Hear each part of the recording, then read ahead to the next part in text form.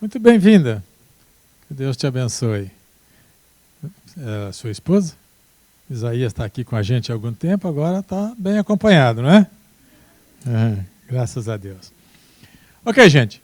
Há muitos anos eu morava ainda em São Paulo e eu ia pregar numa igreja, no Labareda de Fogo, lá em Belo Horizonte, e me passaram o tema da mensagem, e aí, de repente, quando eu saí de casa, eu desci a rua e bem na esquina tinha aquele semáforo que funcionam lá na cidade de São Paulo, em todo quanto é canto, né?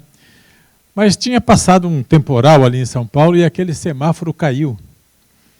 E vocês sabem, né, aquelas cores lá, o verde, o amarelo e o vermelho. E o semáforo caído no chão, mas as luzes continuavam funcionando.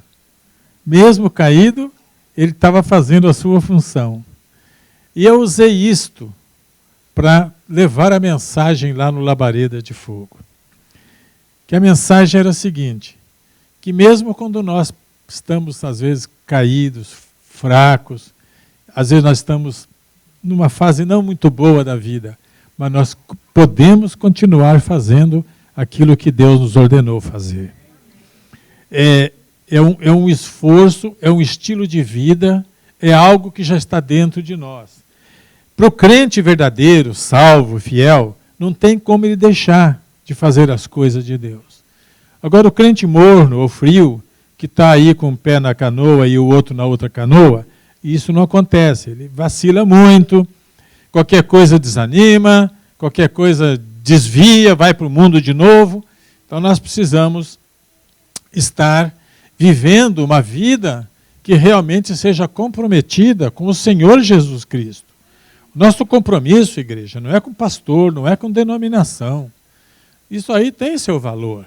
Mas, na verdade, o que importa para nós, o que vale, o que realmente resolve, é se nós temos ou não comunhão com o Senhor Jesus Cristo. Porque é Ele que faz a diferença em nossa vida. Nós podemos frequentar qualquer denominação, qualquer igreja, qualquer placa, nós podemos ter qualquer tipo de pastor, mas não podemos mudar o supremo pastor que se chama Jesus Cristo. Se nós não acordarmos para isso, nós vamos ser uma igreja doente. Nós seremos pessoas espiritualmente enfermas. De modo que, nesta manhã, a minha palavra vai ser sobre este assunto. E é interessante que, para confirmar isto, Deus fez hoje uma coisa extraordinária, assim, que Deus faz, não é? Antes de sair da minha sala, a Sueli entrou lá com um papelzinho, falou, pastor, eu quero um tempinho com o senhor. E eu falei, não, para você eu dou um tempão. E ela então abriu o caderninho dela e começou a ler. E ela leu sobre um sonho que ela teve esta noite. Às 4 da madrugada, ela teve que levantar e escrever o que ela sonhou. E o que ela sonhou é um alerta para a nossa igreja. É um alerta para mim e para todos nós. Um alerta de que as coisas que estão acontecendo, o mundo, tudo, requer de nós mais cuidado com a nossa vida espiritual. Não podemos ser desleixados. A Bíblia diz que Deus não gosta de quem faz a obra dele relaxadamente. De modo que nós precisamos, então, estar atentos a estes avisos do Espírito Santo através dos homens e mulheres da igreja. Este sonho profético da Sueli tem muita importância para a nossa vida. Mas aí eu saí, fui lá para baixo e encontrei o Josué. O Josué chega para mim e fala, pastor, esta madrugada eu despertei. E Deus colocou um peso em mim de orar pelo Senhor. Eu não sabia por quê, ele falou, não sei por quê, mas eu orei.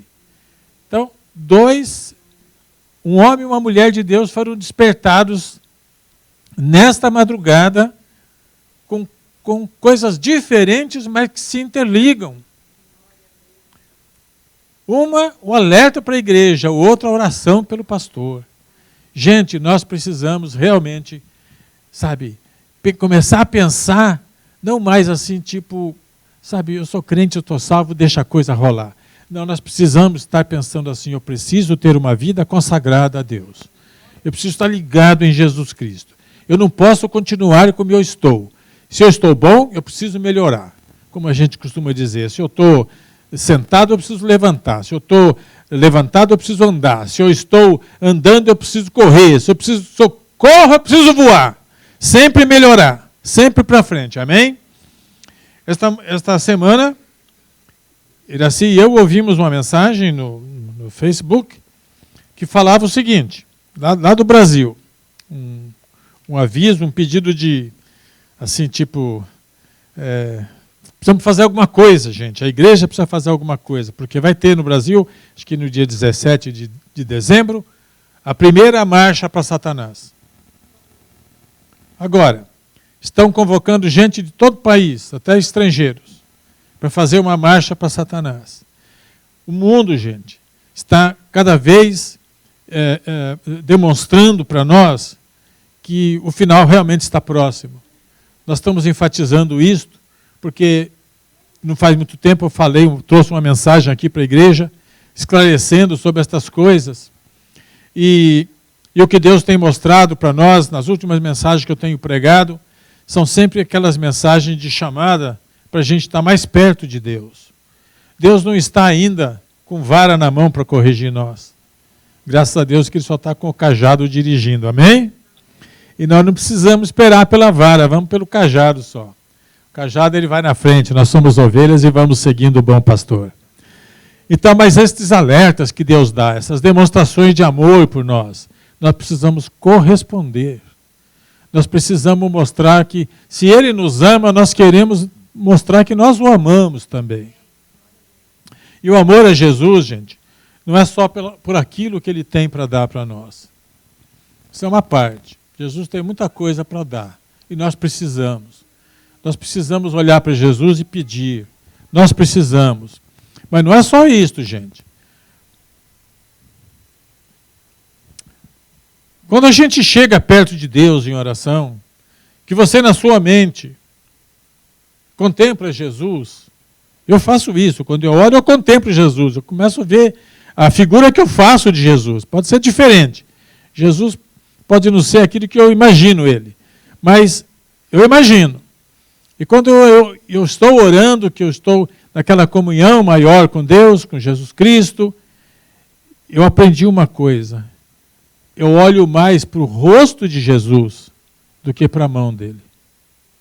Porque meu interesse não é tanto o que ele tem para dar para mim, mas é aquilo que ele é para mim. Então, nós precisamos sair da fase de só pedir e esperar. Isso também é necessário. Eu não estou dizendo que nós não precisamos pedir, mas mais do que isso, nós precisamos também adorar.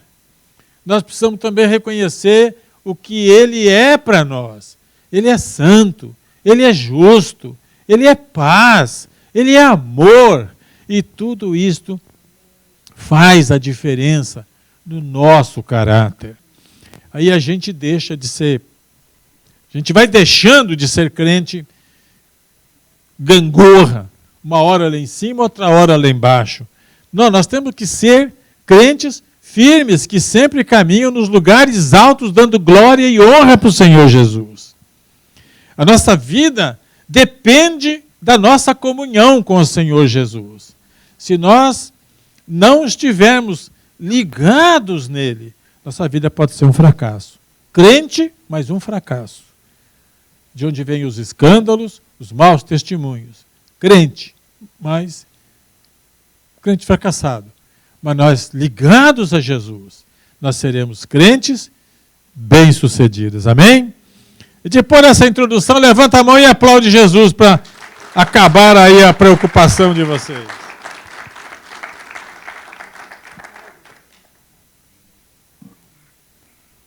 Paz seja convosco, irmãos. Eu preciso falar uma coisa para a igreja que está acontecendo no nosso país aqui. Tem um grupo de pessoas que ligam para nossas casas e ficam ameaçando. Você está devendo por o RIS, você isso, você aqui, são vozes fortes para tirar dinheiro da gente. Eles falam, você tem que depositar, você tem que fazer isso. Então, não dê ouvido, é uma corja de pessoas que estão roubando pessoas. Eu conheço uma pessoa que foi enganada, eles pediram $2.000. Você vai depositar, senão eles vão te buscar aí. Os guardas, eles ameaçam.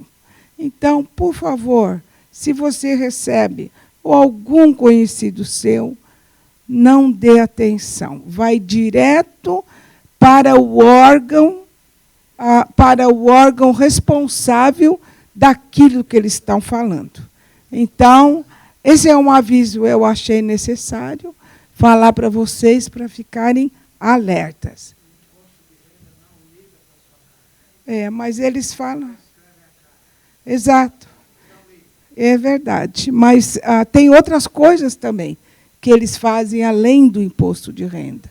Então, é tudo combinado, com muita autoridade, e engana as pessoas. Deus abençoe. Esse é um momento de utilidade pública, né? De passar a informação útil, mas estejam alertas. Eu vou falar outro caso que aconteceu com um homem muito bem, como é que eu vou falar, preparado, não é pessoas sem instrução. De vez em quando a gente recebe pela internet propostas de receber $10 milhões que alguém quer dar para poder fazer alguma coisa. Eles explicam tudo direitinho lá.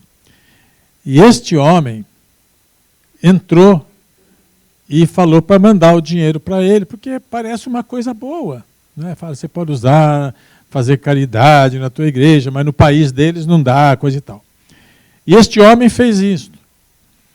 Quando ele fez, entrou aquele volume muito grande na conta bancária, então lá o IRS pegou, aí pegou o FBI, jogou tudo, e aí foi como fraude para o país. E este homem ficou preso, me parece que por 5 anos. Agora que ele está livre. Um homem idôneo, honesto, bom, capaz. Mas eu quero dizer, tudo que for coisa fácil, suspeite.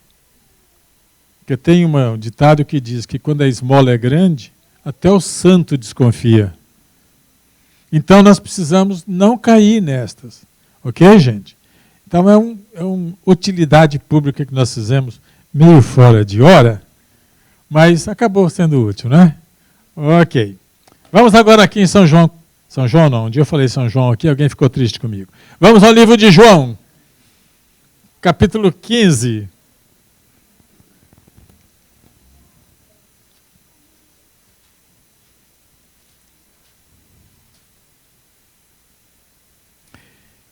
Eu sou a videira verdadeira. E meu pai é o agricultor. Cário Marx pergunta, a igreja responde, quem é a videira verdadeira? Jesus. Porque pode ter outras videiras, mas a verdadeira é Jesus. Então nós precisamos ter isso em mente, que pode ter outros que se propõem, mas o verdadeiro, o único que dá vida é Jesus. Aí Jesus continua falando, todo ramo que estando em mim não dá fruto, ele corta. E todo que dá fruto, ele poda. Então vamos ver aqui.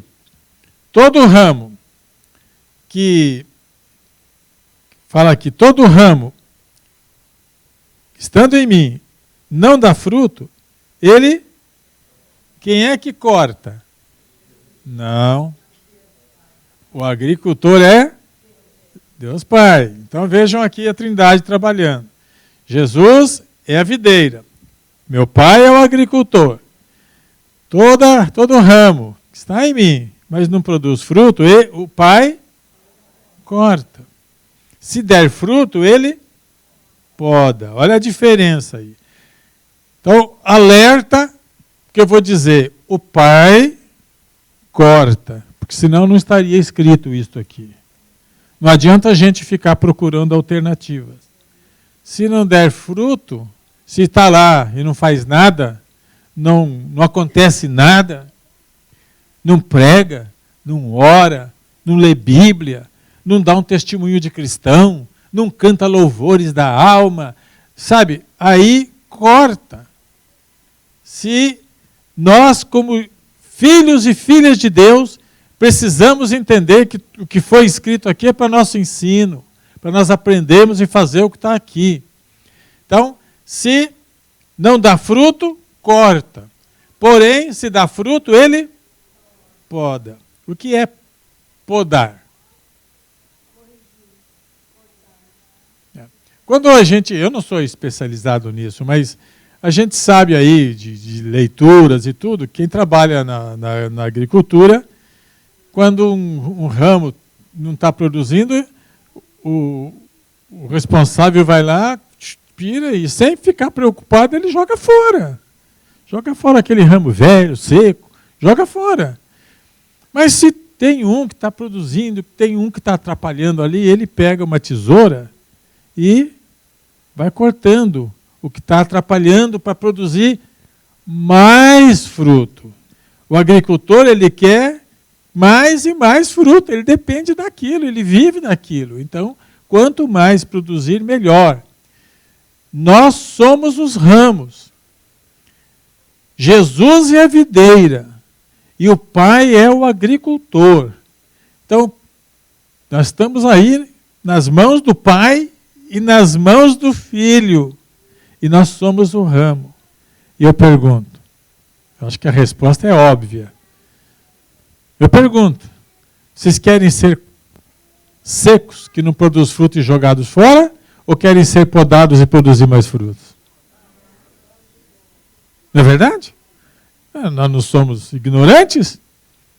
Deus nos deu entendimento, sabedoria. Eu prefiro ser podado. Ai, ai, ai. A poda dói. Porque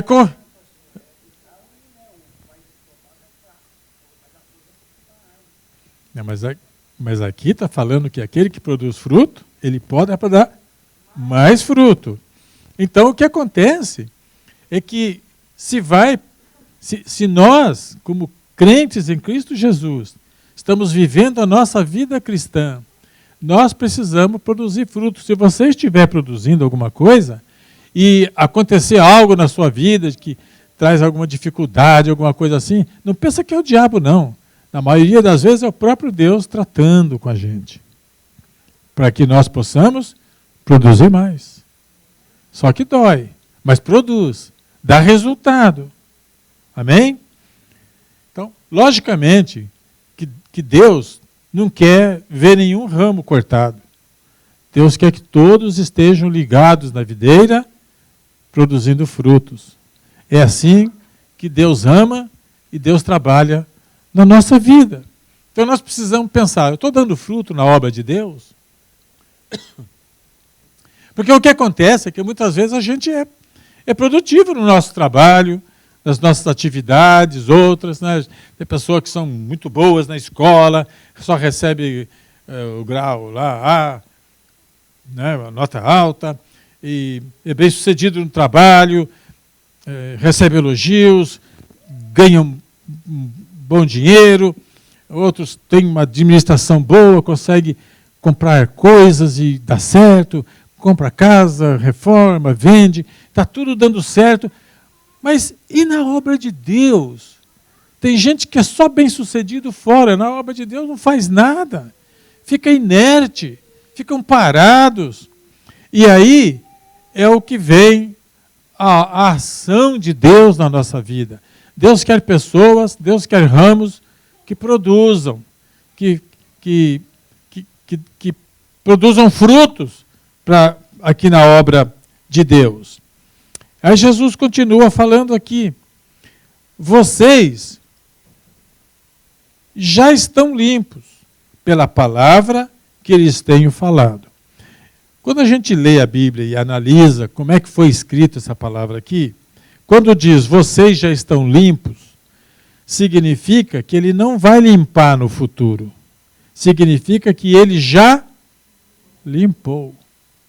Se nós aceitamos a palavra como ela está escrita, e eu creio que é assim que nós devemos entender, devemos receber a palavra que Jesus falou.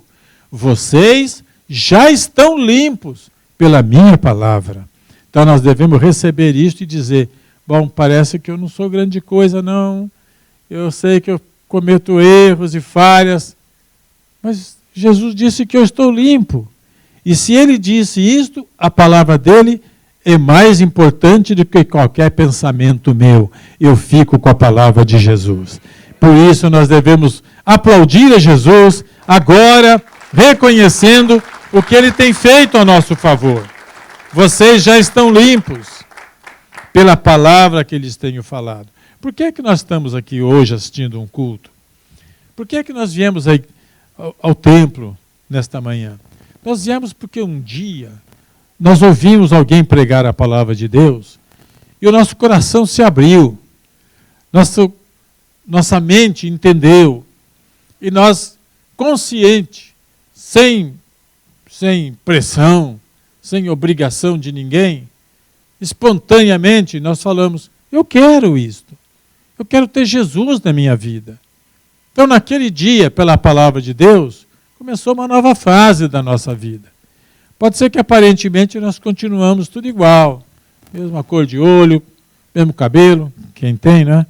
Mesma aparência, mas interiormente nós somos transformados. Aqui dentro de nós houve uma mudança radical. Nascemos de novo, começou uma vida com Jesus. E esta vida com Jesus é contínua, esta transformação ela prossegue, ela vai continuando a cada dia. Nós não somos aperfeiçoados no mesmo instante, mas nós somos salvos no mesmo momento que entregamos nossa vida para Jesus. De modo que o que Deus está fazendo em nós é progressivo. Ele continua trabalhando na nossa vida. Jesus continua, permaneçam em mim, e eu permanecerei em vocês. Esta advertência de Jesus tem fundamento. Permaneçam em mim, quer dizer, permaneçam em Cristo. Não mudem. Não deixe-se enganar por nenhuma outra coisa. Só tem vida quem está em Jesus. É só Jesus que tem o poder de dar vida. Veja bem, por mais dinheiro que nós tenhamos na conta bancária, aquele dinheiro não dá vida para nós. Por mais popularidade que alguém tem, aquilo acaba. Por mais famoso que alguém seja, por a posição mais alta que esteja, nada disto transmite vida. Mas Jesus dá vida para um pobre, para um humilde, para um iletrado, para um que não tem dinheiro na conta bancária, para um que não tem fama. Este tem vida e vida abundante, vida eterna. É isto que Jesus faz por nós. Só Ele pode fazer. Nós não vamos encontrar em nenhum outro. Por mais que seja poderoso, nenhum outro vai transmitir para nós esse tipo de segurança que nós temos, gente. No mundo de hoje, que acontece tantas coisas, a gente sabe, conscientemente nós sabemos do seguinte: se a gente morrer em qualquer acidente, qualquer ataque terrorista, qualquer coisa, se nós morrermos, é a melhor coisa que pode acontecer, porque somos promovidos para o céu. Mas quem não tem Jesus não tem esta esperança. Quem não tem Deus não tem esta esperança. Para eles, a morte é algo terrível. Para nós, faz parte da vida. Possivelmente a semana que vem eu vou falar sobre as catacumbas, que eu fui visitar lá em Roma. E lá a gente descobre, indo lá, não é, naquele lugar, certamente domingo que vem eu explico um pouco mais, mas uma coisa que tremenda que eu ouvi lá, do guia, que levou a gente lá naquelas sepulturas, né, foi a seguinte: a palavra cemitério significa lugar de descanso. Então, para o crente, e lá naquela catacumba só tem crente, porque os romanos fugiam de tudo quanto é esses negócios de morte, né? Eles tinham medo. Mas os crentes eram enterrados lá. E ali era um lugar de descanso. Por quê? Porque o crente crê na ressurreição.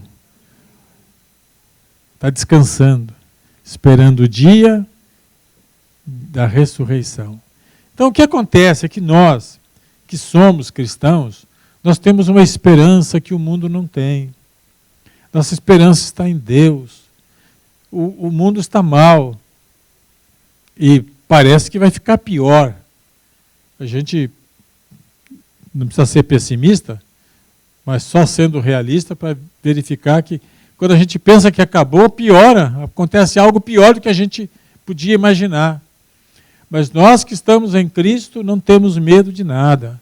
Nós estamos seguros, nós estamos firmes. Por quê? Porque a nossa pátria, afinal, não é aqui. Aqui nós somos peregrinos. Aqui nós somos pessoas que estão de passagem. Mas nós temos uma cidadania na Nova Jerusalém. Lá é a nossa pátria verdadeira. Quando nós deixarmos este mundo, nós vamos subir e vamos habitar com o Senhor na Nova Jerusalém.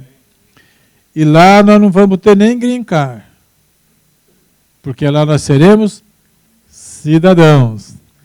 Quando nós nascemos de novo, o dia que nós entregamos para Jesus, nós nascemos lá na Nova Jerusalém, espiritualmente. E o nosso nome foi registrado no livro da vida, lá na Nova Jerusalém. Então nós somos cidadãos dos céus. Amém? Seja bendito o nome do Senhor. Permaneçam em mim. Então nós temos que permanecer em Jesus. Nenhum ramo pode dar fruto por si mesmo. Quer dizer, nós não temos capacidade de produzir frutos pela nossa força, pela nossa capacidade. Vocês sabem, tem muita gente que tem muito título, tem muito conhecimento, tem muito estudo, mas se não tiver Jesus, todas essas coisas não vão servir para nada na obra de Deus. O que nós precisamos, logicamente, estuda, aprende, conheça, mas não se desligue de Jesus. Porque é com Ele que nós podemos dar frutos, só através dele. Todas as outras coisas que a gente possui, elas, nossa capacidade de, sabe, tem pessoas que têm dons, tremendos dons naturais, né? Tem pessoa que, não sei, chega lá, toca um instrumento daquele com facilidade, me põe lá, eu fico 10 horas lá, não consigo tocar uma música, nem o parabéns a você. Aliás, o parabéns a você eu toco só primeiro, parabéns a você, acabou. Porque eu já decorei essas teclas lá. Fora isto, mais nada. Mas tem gente que vai, e tem gente que pega aquilo lá e toca o violão, e toca a guitarra, e se bobear, vai na bateria também. Tem dons, tem esses talentos naturais que Deus dá para a gente. Mas para produzir fruto espiritual, só através de Jesus Cristo, nosso Senhor. Nós precisamos dele, e sem ele, nada podemos fazer. Nós não podemos produzir frutos por nós mesmos. Deixa eu aproveitar esse momento aqui e pedir para quem está lá atrás projetar aqui uma imagem de fotografia que nós tiramos lá na Itália. Deixa eu sentar um pouquinho enquanto eles projetam lá, sentar uma descansada. Olha lá, vocês estão vendo ali? Ali sou eu, gente.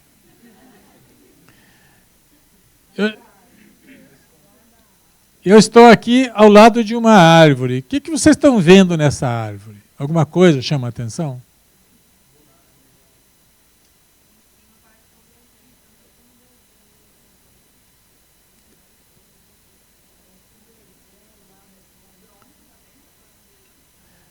estão percebendo ali, ó, quando eu estava com o meu filho, o Roberto, andando aí, e nós vimos esta árvore do jeito que vocês estão vendo aí. Aquele tronco bem, assim, aparentemente forte, né? As folhas em cima. E então nós começamos a ver assim e falar, mas aí nós somos do outro lado da árvore. Eu quero que projeta agora a outra foto, por favor. É a mesma árvore, hein? Vai ser projetada agora do outro lado. Olha lá. E agora? A árvore, oca, comida. E aí o Roberto e eu começamos a ver esse fenômeno aí e começamos a conversar entre nós dois. Aí ele falou, pai, o que isso traz para nós de lição? Eu falei, meu filho, duas coisas eu estou vendo aí, pelo menos. A primeira é a aparência da árvore de um lado. A outra é a realidade do outro lado. Falei, nós precisamos ter uma boa aparência de crente. Nós precisamos aparentar que somos crentes mesmo. Mas também não pode ser só aparência. Por dentro não pode estar oco. Nós precisamos, por dentro, também estar fortalecidos. Não é verdade, gente? Vocês concordam comigo? Mas aí o Roberto falou, mas pai, mesmo oco, olha aí como está cheio de árvore em cima. Ele falou, mesmo oco, mesmo fraco, mesmo ainda, sabe, capengando, esta árvore está produzindo frutos, está fazendo o papel dela. E é isto, gente, que significa que nós podemos estar fracos, mas em Cristo nós podemos produzir frutos. Mesmo fraco, mesmo imperfeito, mesmo incapazes, nós não podemos desistir, nós precisamos continuar, porque Deus vai usar-nos se nós estivermos ligados em Jesus Cristo, a videira verdadeira. Faz lembrar da história do semáforo, não faz? Que caído no chão, continuava lá piscando. É isso aí. Quer dizer, pode acender a luz, por favor. Quer dizer, que nós, pegando esse exemplo desta árvore que nós vimos lá, a gente vê, a árvore já não está no melhor da sua forma. Mas porque ela está enraizada, bem firme. E neste caso a gente pode dizer, ligada em Cristo, aqueles ramos continuam produzindo aquilo que eles devem produzir. E é isto que eu espero para mim e para cada um de nós aqui. Que em qualquer circunstância nós não nos desliguemos de Jesus, que ele falou, permaneçam em mim e eu permanecerei em vocês. Nenhum ramo pode dar fruto por si mesmo se não permanecer na videira. Vocês também não podem dar fruto se não permanecerem em mim. Fiquemos com esta palavra nesta manhã, de alerta para a igreja, de consideração daquilo que Deus espera de nós, e vamos procurar fazer a nossa parte para viver a vida cristã de uma forma que produz frutos e que agrada ao nosso Deus e ao nosso Senhor e Salvador Jesus Cristo. Se você recebeu esta palavra, se ela falou ao teu coração, diga glória a Deus e aplauda ao Senhor. Aleluia. Seja bendito o nome de Jesus.